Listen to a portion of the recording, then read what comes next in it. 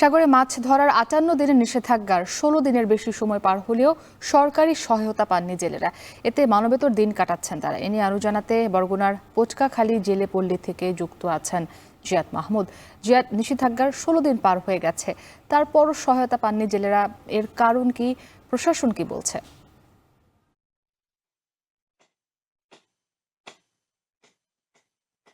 মুক্তি, আমরা যারা সাধারণ মানুষ রয়েছে তারা অনেকেই মনে করতে পারি যে ১৫ দিন মাত্র অতিবাহিত হলো, এর মধ্যেই জেলে পরিবারের যে জীবন ধারণের রসদ কিংবা নগদ অর্থ শেষ হয়ে গিয়েছে। আমরা সকাল থেকে বরগুনার বিভিন্ন জেলেপল্লীর খোঁজ খবর নিয়েছি, দেখেছি যে সেখানে আসলেই তাদের উনুনে জ্বলছে না আগুন। এবং তারা যখন সমুদ্রে থাকেন তখন যেমন ঝড় ঝাপটা জলোচ্ছ্বাস সহ নানা প্রাকৃতিক দুর্যোগের সাথে যুদ্ধ করেন, তেমনি যখন তীরে উঠে এসেন তখন কিন্তু তাদের যে বিভিন্ন ধরনের যে কিস্তির যে কিস্তি রয়েছে কিংবা ক্ষুধা দারিদ্র সহ যে দাদনের দুষ্টচক্র তার সাথেও কিন্তু যুদ্ধ করতে হয়। এবং আমরা এখানকার যে জেলেপল্লীতে দেখেছি যে তারা বলছেন ৫৮ দিনের যে নিষেধাজ্ঞা, সেই নিষেধাজ্ঞা প্রায় ১৬ দিন অতিবাহিত হলো। আজকে পর্যন্ত তারা সেই প্রণোদনা চাল খাদ্য সহায়তা সেটি পাননি এবং তারা জানেনও না যে সেটি আসলে কবে নাগাদ পাবেন।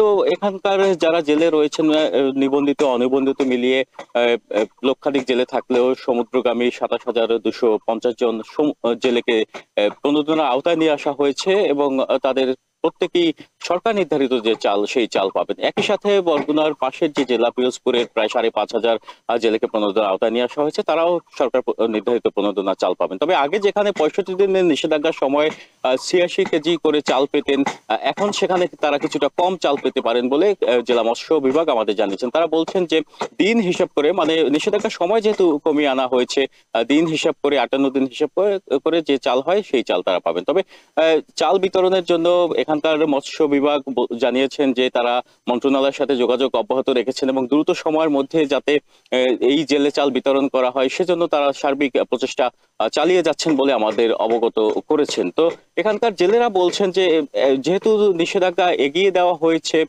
চাল নিয়ে যেন কোনো ধরনের বিড়ম্বনায় তাদের না পড়তে হয়। ইতিমধ্যেই যে ১৬ দিন অতিবাহিত হয়েছে, ১৬ দিনে কিন্তু তাদের জীবন ধারণে কিছুটা হতাশা দেখা দিয়েছে। তারা ক্ষুধার সাথে কিন্তু যুদ্ধ করছেন এই মুহূর্তে এবং তারা বলছেন যে বেকার সময় কাটাচ্ছেন তারা। কেউ এখানে দেখেছি জাল বুনছেন কিংবা ট্রলার মেরামত করছেন, সেই কাজের গতিও কিন্তু কিছুটা মন্থর হয়ে আসছে দারিদ্রতার কারণে।